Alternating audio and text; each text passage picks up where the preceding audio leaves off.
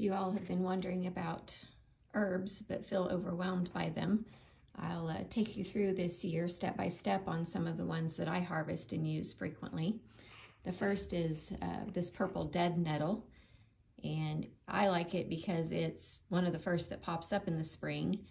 You can go out, gather it, usually have it in your yard, and so I always like to grab a bunch of it before I mow for the first time, which will probably be this weekend, but it's good in culinary and medicinal recipes. I mostly use it for medicinal, but it is nice to know if I did need it in a pinch for culinary, I could use it. You can dry it and use it in soups or smoothies, stir fries, casseroles, salads. But the main thing I use it for is to make teas or salves with, and I can show you how to do that. The biggest thing that you want to do is be able to tell the difference in them. The first difference being that there is a look-alike to dead nettle, and this is Henbit. Now you'll notice that they both have a square stem, and they both have the nice little purple flowers on them. But you notice the Henbit has a circular leaf that is tied directly into the stem. Now this is also edible, so if you get the wrong thing, don't worry about it, but this is not what we're after this time. So that's Henbit compared with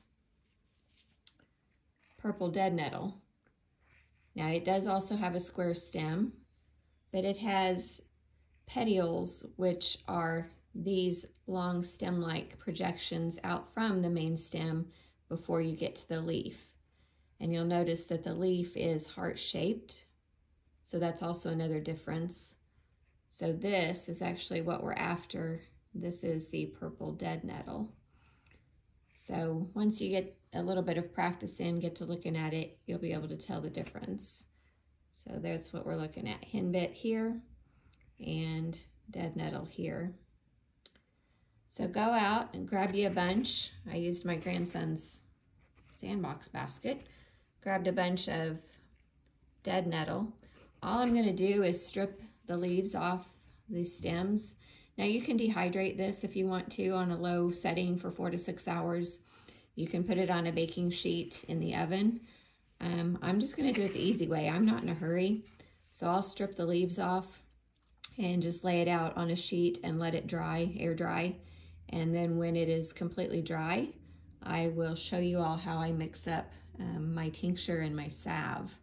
So stay tuned, be looking for that here in probably 2 or 3 weeks. But for now, this is where we start. Very, very easy. It's said that a weed is just a flower growing in the wrong place.